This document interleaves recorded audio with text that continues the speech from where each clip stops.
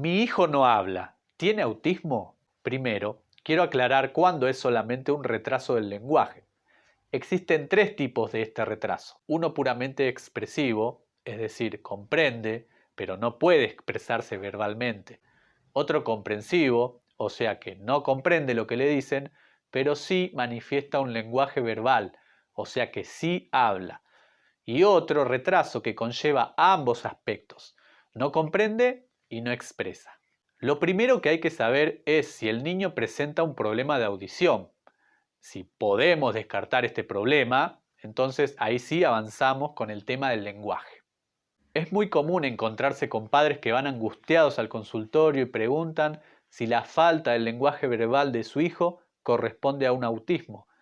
Analicemos todas las causas posibles. El inicio del lenguaje de un niño es un hito en la vida familiar, un momento muy esperado por su entorno.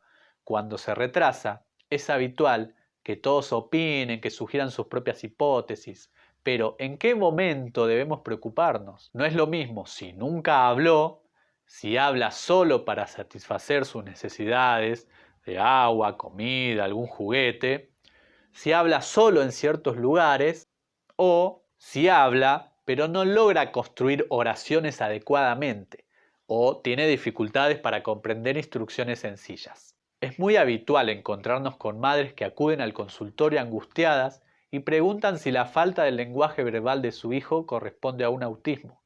Si bien no se pueden hacer generalizaciones, lo primordial es entender que el lenguaje en los seres humanos es solo una de las formas de comunicación que poseemos. Además, los niños con dificultades del espectro autista fundamentalmente no presentan intención comunicativa, por lo que el déficit es mucho más amplio que el solo no hablar. ¿Y las palabras y los gestos? La función comunicacional de los chicos involucra el lenguaje verbal, pero también los gestos, las miradas y el contacto físico. Perfectamente un niño puede no emitir sonido, pero comunicarse a través de otras estrategias. Debemos tener en cuenta que por lo general los niños empiezan a decir palabras desde el primer año de edad, pero antes, desde los 9 meses, los bebés ya utilizan algunas palabras o balbuceos con las que buscan comunicarse. En cuanto a los motivos de silencio, la ausencia del lenguaje puede deberse, además de trastornos como el autismo, a problemas auditivos o dificultades en el procesamiento del lenguaje, entre otras causas. Aproximadamente 1 de cada 20 niños padecen trastornos específicos del lenguaje. Algunos presentan un retraso en el inicio del habla y cuando sucede, suelen utilizar palabras sueltas y les cuesta armar oraciones.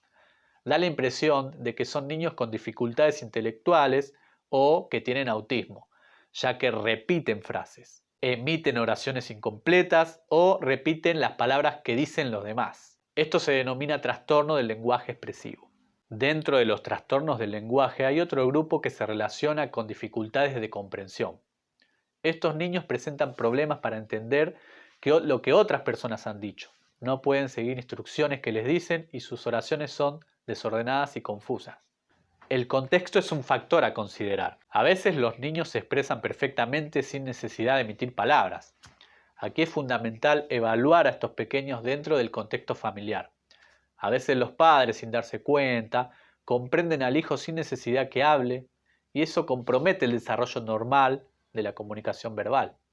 Otros chicos hablan perfectamente en el medio familiar cercano, pero cuando se encuentran en el jardín de infantes o ante otros adultos, evitan hablar, bajan la mirada y es imposible lograr que se comuniquen verbalmente. Estos pequeños suelen lograr que sus compañeros los asistan y funcionen de traductores dentro de sus necesidades ante la maestra. En el ámbito cercano con los padres y hermanos suelen hablar normalmente y hasta asumir una postura despótica.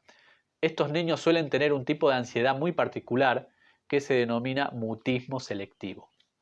Entonces, si el problema es solo del lenguaje verbal, es decir, que no habla pero sí se comunica con gestos, miradas, contacto físico, estamos ante un retraso del lenguaje.